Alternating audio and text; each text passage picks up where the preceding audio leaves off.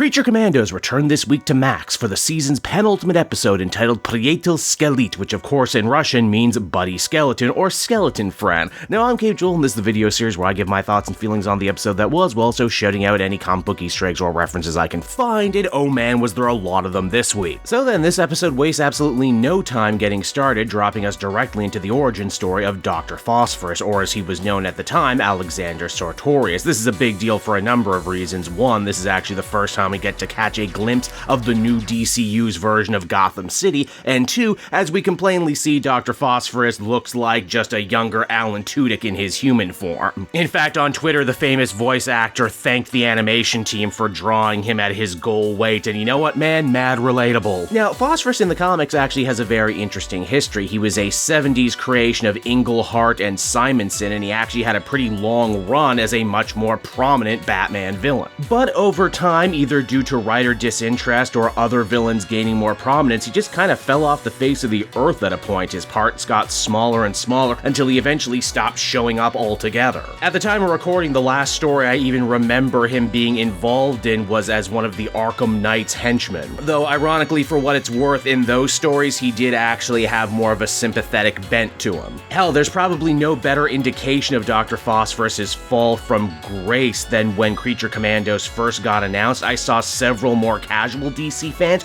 honestly think that Phosphorus was supposed to be Blight, the big original bad guy from Batman Beyond. That being said, Creature Commandos seeks to remix and remaster Phosphorus's original comic book origin by adding several new flourishes and wrinkles. For starters, we see that he was actually a loving family man with dreams of using his radiation science to cure cancer. In order to fund his research, though, he ends up going to Gotham crime boss Rupert Thorne for funding. Thorne was actually there in Phosphorus's original origin story, though there he was actually trying to build an illegal power plant that of course ended up melting down and causing no end of troubles. I also find it interesting too that Thorne is probably more well known in multimedia thanks to his character-defining appearances in Batman the Animated Series, a show whose impact we're still very much feeling today. Now, so far that's all pretty standard tragic origin story stuff, but here's the rub. As it turns out, Alexander is actually a total fraud and con man who was taking the mob's money and turning in nothing but bunk science. Ripping off Thorne would be bad enough, but it seems that Rupert was actually in bed with the Bialian government on this cancer cure deal. Bialia, of course, in DC Comics is a classic rogue nation and sometimes even home to the supervillainess known as Queen Bee. For his scheming and scamming, Alexander's family is murdered. He's framed for the crimes, and just to really add some salt to the wound, he ends up getting thrown into his own reactor, which of course doesn't kill him,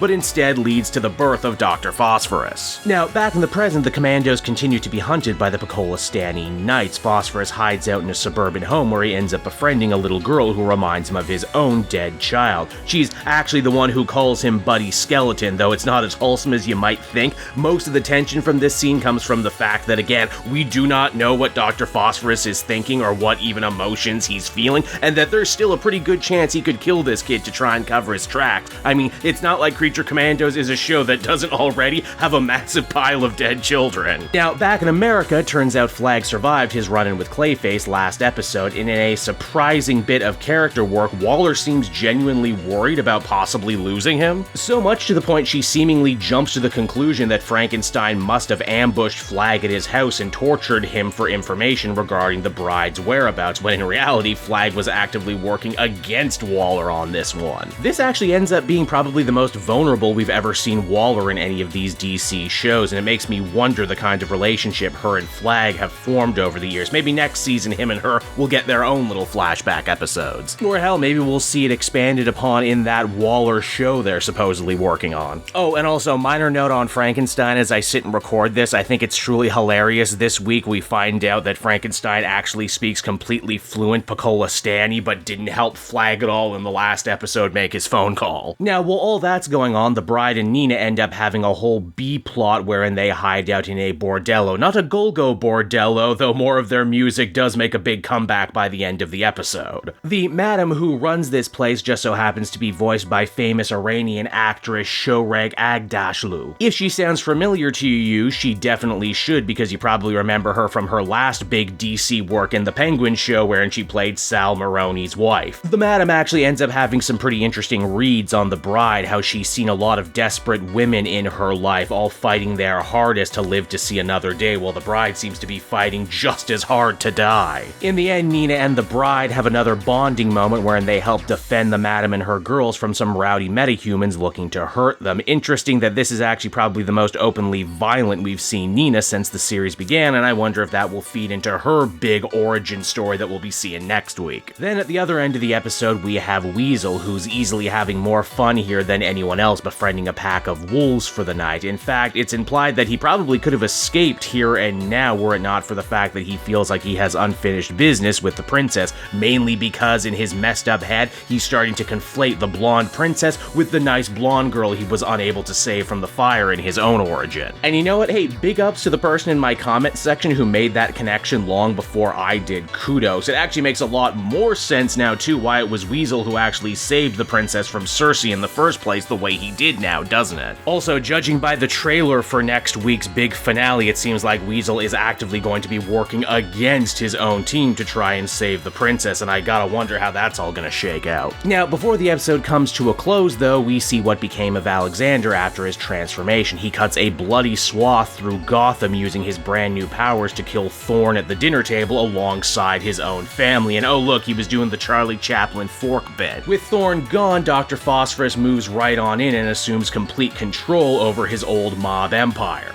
Once again, the major theme of Creature Commandos, what is the true measure of a monster, is on full display here. Phosphorus might have been human once upon a time, once might have known love, but it's his choices that ended up costing him everything in the end. He also could have stopped at any point. He didn't have to kill Thorn's innocent children, but he did. In fact, by the end of it all, Alexander has become every bit as bad a person as Thorn was, maybe even worse. Now, as a longtime Batman fan, you know I loved that Phosphorus's new henchman all don colorful skull face paint like the stuff we saw in Joel Schumacher's Batman movie. It's great, such a deep cut. Phosphorus also parties at the Iceberg Lounge, the famous nightclub, of course owned by the Penguin. You might be wondering if he was riding so high the way he was as Gotham's new kingpin of crime, how the hell did he end up in Bel Rev? Well, shouldn't that be obvious? He was committing crimes in Gotham City. Batman stopped him and sent him off to jail because even though this was a Dr. Phosphorus story, he's still a supervillain in Gotham,